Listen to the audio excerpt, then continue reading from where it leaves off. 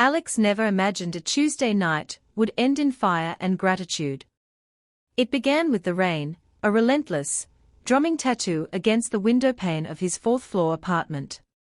The sound was a familiar comfort, a liquid curtain that separated his quiet world from the sprawling, indifferent city below. He was a graphic designer, a man who preferred the clean lines of a digital canvas to the messy unpredictability of human interaction. His apartment was his sanctuary, a meticulously ordered space where the only chaos was the controlled explosion of color on his screen. And beside him, or usually beside him, was Buster. Buster, the 80-pound German shepherd, was less a pet and more of an inheritance, a living, breathing, shedding heirloom from a grandfather who had understood loyalty in its purest, four-legged form. The dog was old, his muzzle a distinguished silver, his movements measured and deliberate. Most evenings, he was a furry rug by Alex's desk, his snores a gentle counterpoint to the click of the mouse and the hum of the computer. But not tonight. Tonight, the rhythm was broken. It started subtly, a soft whine that barely registered over the sound of the storm. Alex, lost in the intricate shading of a new logo, ignored it. But the sound came again, more insistent this time, a thread of canine anxiety woven into the fabric of the quiet room. He glanced down. The space by his feet was empty. Buster was standing at the front door. His posture was all wrong. It wasn't the eager, tail-wagging stance that meant he needed to go out. It was rigid, tense, his head cocked as if listening to a frequency beyond human hearing. A low, guttural grumble, more a vibration than a sound, emanated from his deep chest. Alex sighed, peeling off his headphones. "What is it, buddy?" "We just went out an hour ago." He expected the dog to turn, to offer a placating tail wag, but Buster remained locked on the door, a silent sentinel. This was the first crack in the ordinary shell of the evening. Alex's initial assumption was simple: another animal. The old building had thin walls and drafty corridors, smells and sounds traveled. Maybe a neighbor had gotten a new puppy, or a stray cat was sheltering in the hallway. Annoyed but obligated, he saved his work and pushed his chair back. The floorboards creaked in protest. All right, I'm coming." "Let's see what's got you so worked up." As he approached, the intensity of Buster's focus became more apparent. The dog's ears were pinned back, his body coiled like a spring. The growl was deeper now, a steady, ominous hum. Alex reached for the doorknob, but Buster shifted, blocking his path with a surprising agility for a dog his age. He looked up at Alex, his dark, intelligent eyes holding a warning that was impossible to misinterpret. "Stay back." Something was deeply, fundamentally wrong. Alex hesitated, his hand hovering over the cold brass of the knob. He was a man of logic, of predictable patterns. Dogs were weird sometimes. They barked at squirrels, growled at mail carriers, and reacted to phantoms only they could perceive. But this was different. This wasn't agitation, it was a profound and solemn duty. This was a guard dog staying at his post. What he couldn't possibly know was that this wasn't just about a door. It was about the lives of everyone on the fourth floor. It was about the sleeping baby in 4C, the elderly woman in 4B who sometimes forgot to turn off her stove, and the quiet student in 4A who was probably studying with headphones on, oblivious. Buster knew. And in a few short minutes, his persistent, desperate bark would become the only thing standing between them and a silent, creeping death. This was no ordinary night. This was the night an old dog remembered his purpose. If you believe that our animal companions see a world we can't, that they are our silent protectors, then give this story a like and share it, because the loyalty of a dog like Buster deserves to be remembered. The rain fell harder, smearing the city lights into long, watercolor strokes across the glass. Inside, the only sounds were the storm, the ticking of a clock on the wall, and the unnerving, low growl rumbling in Buster's chest. Alex tried to rationalize the situation. He leaned in close to the door, pressing his ear against the cool wood. He heard nothing. No footsteps, no voices, no scratching that might indicate a stray animal. The hallway beyond was a vacuum of silence, just as it always was at this time of night. He straightened up and peered through the peephole. The fisheye lens distorted the familiar corridor into a warped, dimly lit tunnel.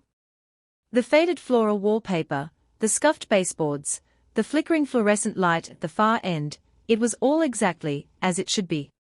Empty. Unsettlingly normal. "See, buddy."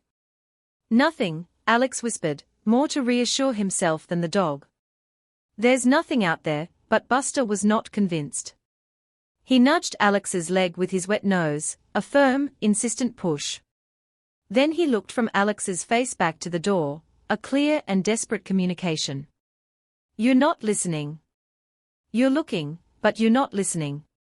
The dog's unwavering focus was beginning to fray the edges of Alex's patience. He had a deadline.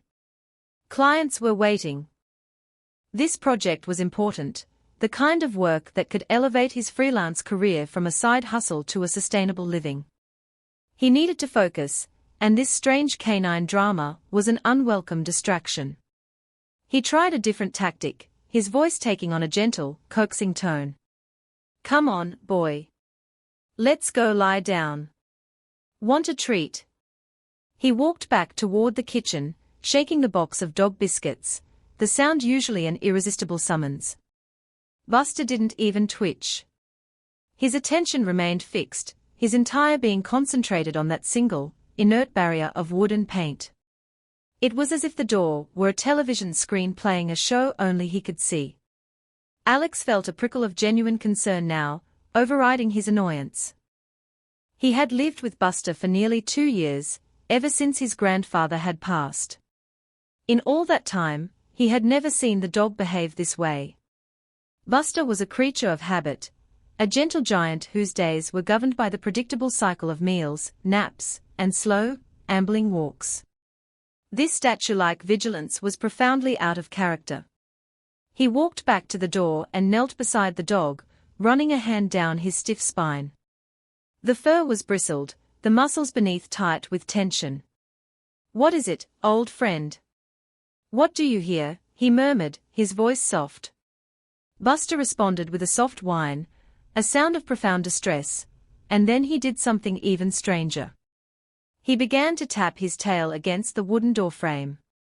It wasn't a wag. A wag was a fluid, happy motion. This was a slow, deliberate thump, thump, thump, a rhythmic, urgent signal, like a prisoner tapping Morse code from a cell. The sound was quiet, almost lost beneath the noise of the rain, but in the charged silence of the apartment, it felt as loud as a drumbeat. A cold knot of unease began to form in Alex's stomach. He trusted this dog. His grandfather had always said Buster had a sixth sense, an uncanny ability to perceive things others missed. "He's more than a pet, Alex," he'd said, his voice raspy in his final days. "He's a guardian. He'll look after you." Alex had dismissed it as the sentimental ramblings of a dying man. Now, he wasn't so sure. He stood up again, his mind racing through possibilities. An intruder. It seemed unlikely. The building had a secure front entrance, and their fourth-floor hallway was quiet and self-contained. A gas leak. He took a deep, deliberate sniff. All he could smell was the faint scent of his microwaved dinner and the clean, earthy aroma of the rain. A structural problem. The building was old, prone to groans and creaks, but this felt different. Buster wasn't reacting to a sound from the walls or the ceiling, his entire focus was directed outward, through the front door, and into the shared space of the hallway. The rhythmic thumping of Buster's tail continued, a metronome marking the passage of seconds that felt increasingly heavy. Alex found himself pacing the small living room, the unfinished design on his computer screen completely forgotten. Every logical explanation he could conjure seemed to crumble under the weight of the dog's certainty. He was a man who believed in evidence, in data, in things that could be seen and measured. But the evidence before him was an 80-pound shepherd whose instincts were screaming a silent alarm. The silence from the hallway was no longer comforting, it felt menacing, a void where something should be. He thought of his neighbors, the small constellation of lives orbiting his own. There was Liam in 4A, the university student who was always buried in textbooks, his door plastered with banned posters. Across from him, in 4B, lived Mrs. Gable, a widow in her late 80s. She was sweet, a little frail, and hard of hearing. Alex often helped her with her groceries, and she'd thank him by offering him dry, crumbly cookies that tasted of nostalgia. Next to her, in 4C, were the Ramirezes, a young couple with a newborn baby. He sometimes heard the faint sound of the infant's cries through the walls at night, a tiny, vulnerable life just a few feet away. They were all there, tucked away in their separate boxes, likely as oblivious as he had been just a few minutes ago. A sudden, protective instinct, one he rarely felt, washed over him. He was the one who was awake. He was the one with the warning. But what was the warning? Frustrated and increasingly anxious, he grabbed his phone. Calling 911 felt like a massive overreaction. "Hello, police. My dog is staring at my door," they would think he was crazy. He needed something more concrete, some external validation that he wasn't just imagining things. He decided to text Liam. The student was a night owl, chances were he was still awake. Alex's fingers felt clumsy as he typed. "Hey, weird question, but are you hearing anything strange in the hall? My dog is acting really weird." He hit send and watched the 3 small dots appear and disappear. The wait felt agonizingly long. Buster, as if sensing his owner's attempt to seek information, suddenly stopped the rhythmic tapping. He went completely still, his body rigid, listening. Then, he let out a single, sharp bark. It wasn't a loud, aggressive sound. It was controlled, concise, and utterly demanding. It was a bark that said, "Pay attention. Now." The sound cut through the air, sharp and clear. Before Alex could even process it, his phone buzzed in his hand. A reply from Liam. "No, man. All quiet here." "Why?" Alex felt a wave of foolishness wash over him. Maybe he was just being paranoid, projecting his own stress onto the dog. He started to type a reply, something dismissive like "never mind, just the dog being a dog." But before he could finish the sentence, another message from Liam came through. "Wait, hold on. Do you smell that?" Alex's heart hammered against his ribs. "Smell what?" He typed back, his hands trembling slightly. The reply was instantaneous. "Kinda like burning plastic. Or something electrical." At that exact moment, the scent hit him. It was faint, acrid, and chemical. It had been there all along, a subtle undercurrent beneath the other smells in his apartment, but he hadn't registered it until it was pointed out. It was the smell of something overheating, of wires melting, of the very beginning of a disaster. He looked at Buster, who was now staring at him, his dark eyes wide with a desperate, vindicated intelligence. "I told you." The dog let out another bark, louder this time, more urgent. It was an alarm, pure and simple. Alex's blood ran cold. His mind, which had been fumbling for logical explanations, now snapped into terrifying clarity. It wasn't an intruder. It wasn't another animal. It was fire. But where were the alarms? The building was old but supposedly fitted with smoke detectors in the common areas. There was no shrieking siren, no flashing lights. There was only the sound of the rain and the frantic barking of his dog. He scrambled to the front door, his earlier hesitation replaced by a surge of adrenaline. He dropped to his knees, his eyes scanning the gap between the bottom of the door and the floor. And then he saw it. A wisp of smoke, thin and dark as a spider's thread, was curling its way into his apartment. It was almost invisible against the dark wood of the floor, a silent, deadly serpent creeping into his sanctuary. The fire wasn't in the hallway. It was somewhere below them, inside the walls, inside the floors, and the smoke was seeping upward, a quiet poison filling the building from the inside out. They were in a trap, and the only alarm was an old dog who refused to be ignored. Panic, cold and sharp, seized Alex. The sight of that slender tendril of smoke flipped a switch in his brain, shutting down all rational thought and activating pure, primal fear.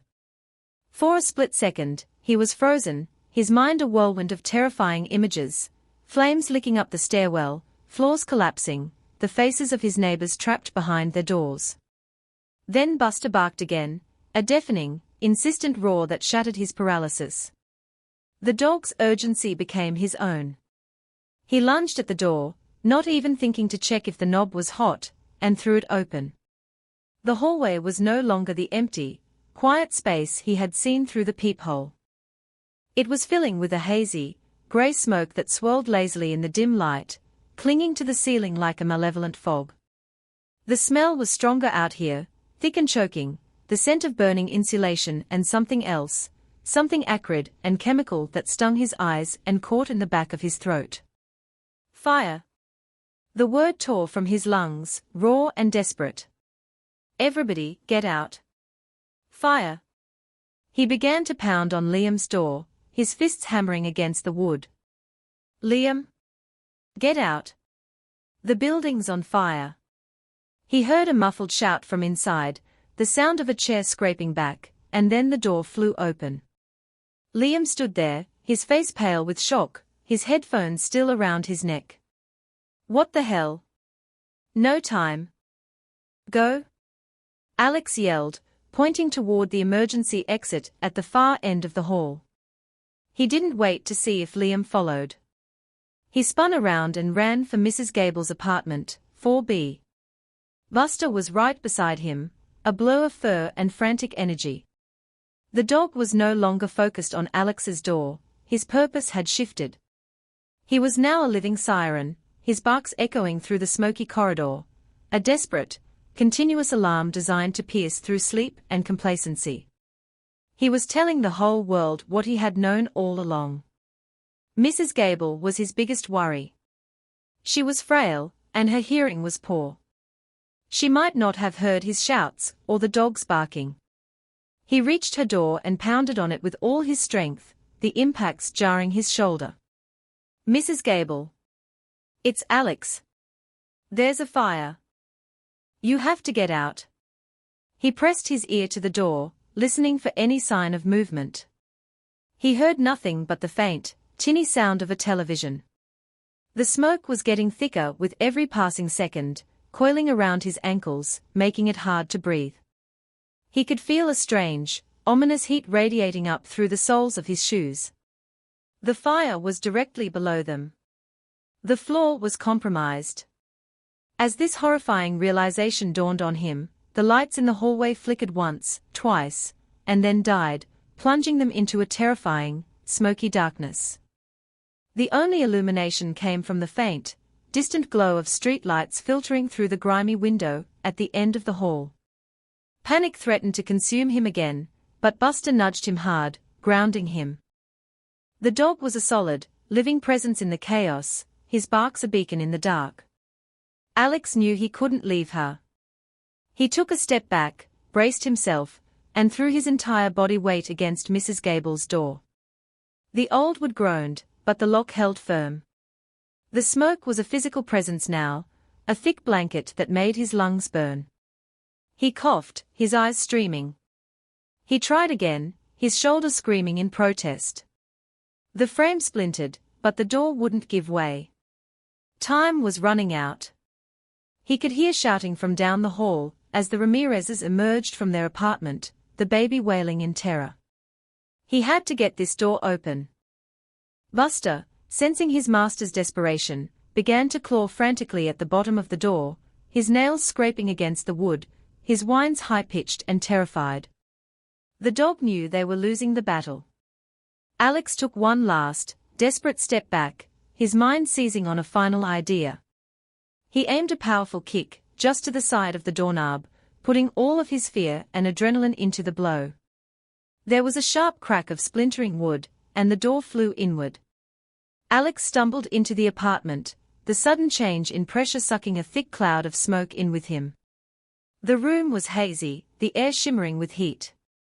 And there, in her favorite armchair, sat Mrs. Gable. The television was on, its silent, flickering images of a black and white movie casting dancing shadows on the walls. She was awake but dazed, her eyes wide with confusion, a half-eaten cookie still in her hand. She hadn't heard a thing. Mrs. Gable. Alex's voice was a ragged gasp. He rushed to her side, grabbing her frail arm. "We have to go. Now? The building is on fire." She looked at him, her expression one of sleepy bewilderment, as if he had just woken her from a long dream. "Oh, Alex, dear. What's all the shouting about?" The smoke was pouring into her apartment now, thick and black. The floor beneath them felt spongy, dangerously hot. He didn't have time to explain. He pulled her to her feet, her light weight a terrifying reminder of her fragility. She was disoriented, stumbling. He wrapped an arm around her waist, practically lifting her off the ground.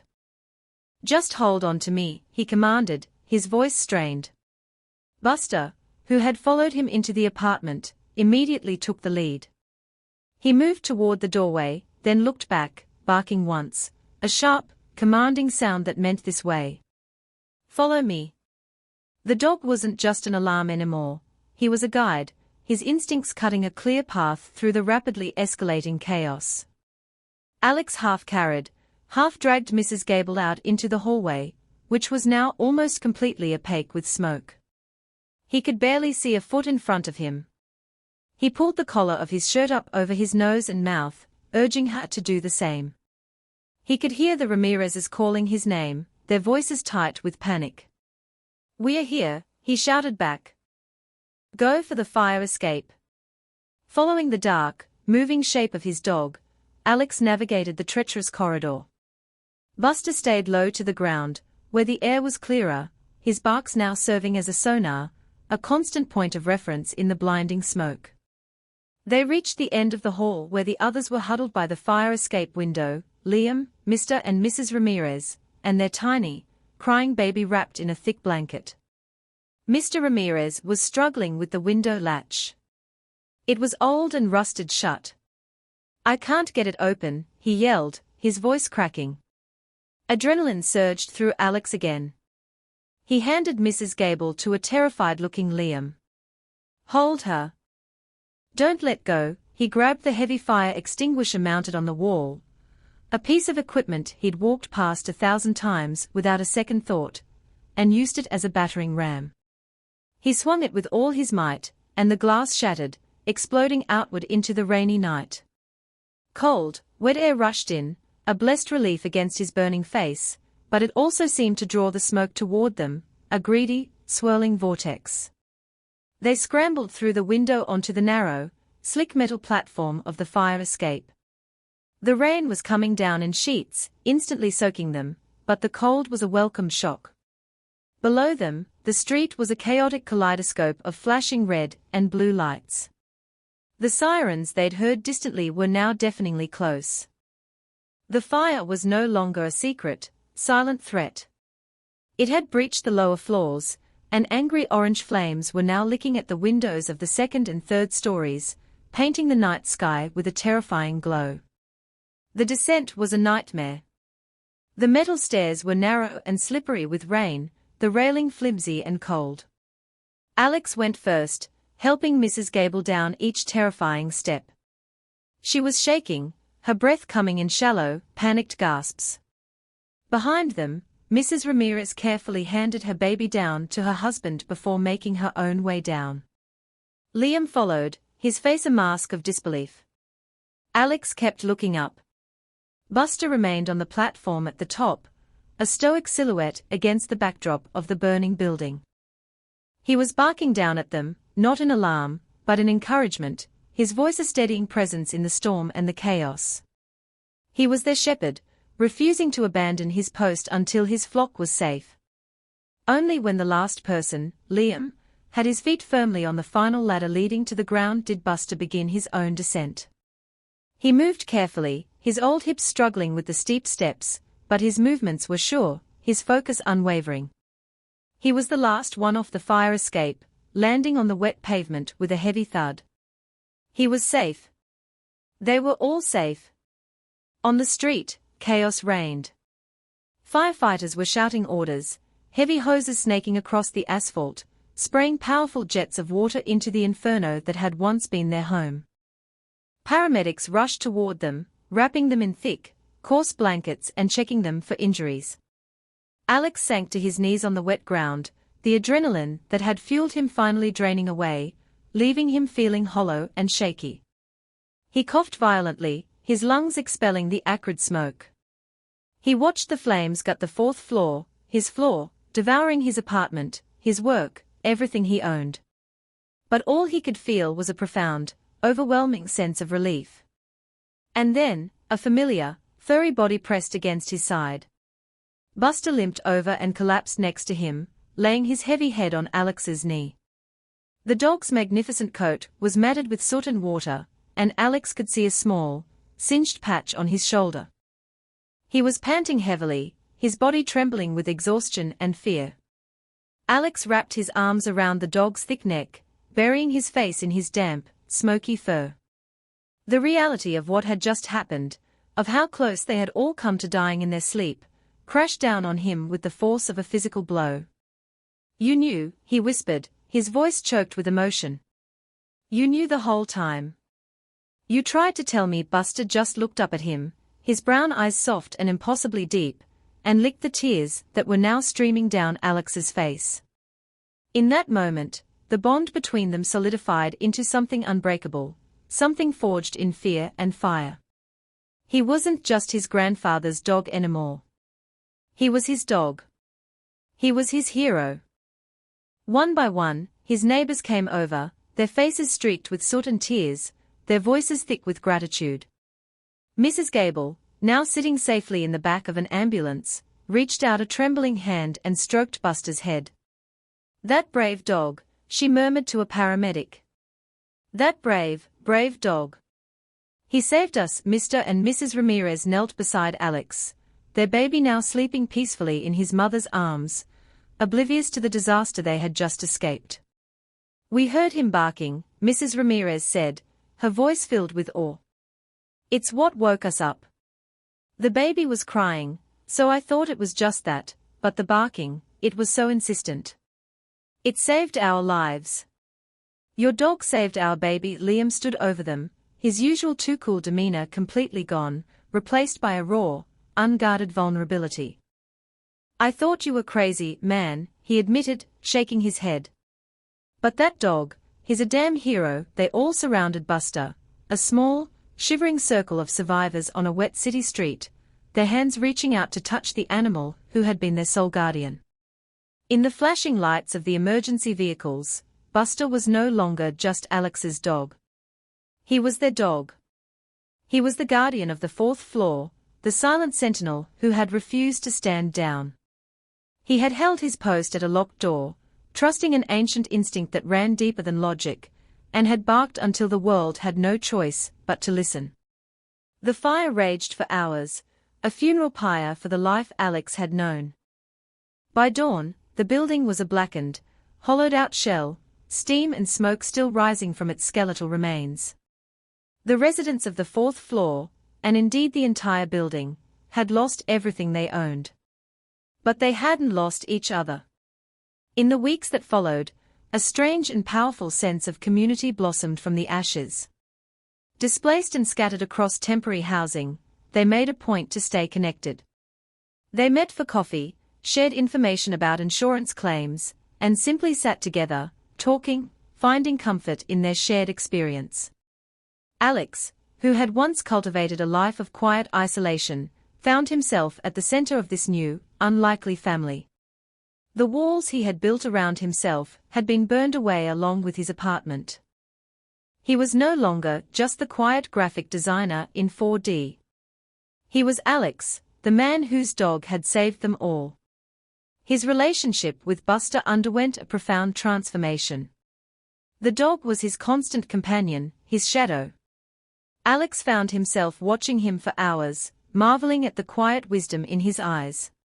He saw not an aging animal, but a partner, a protector, a being of incredible perception and unwavering loyalty. He took Buster to the vet to have his singed fur and a slight limp from the fire escape checked out. The vet pronounced him a healthy, if slightly traumatized, hero. Alex spared no expense on the softest orthopedic bed he could find, the most nutritious food, the gentlest care. It felt like the very least he could do. Their walks became longer, slower, no longer a chore to be completed but a cherished ritual. Alex learned to see the world through Buster's senses, noticing the subtle shifts in the wind, the scent of a distant rainstorm, the way the dog's ears would pivot to catch the sound of a child's laughter 2 blocks away. He was paying attention now. He was finally listening. He had lost his home, his possessions, his carefully constructed solitude. But in its place, he had found connection. He had found community. And he had truly found the magnificent soul, who had been living by his side all along. The dog had not just saved his life, he had given him a new one. Months turned into a year.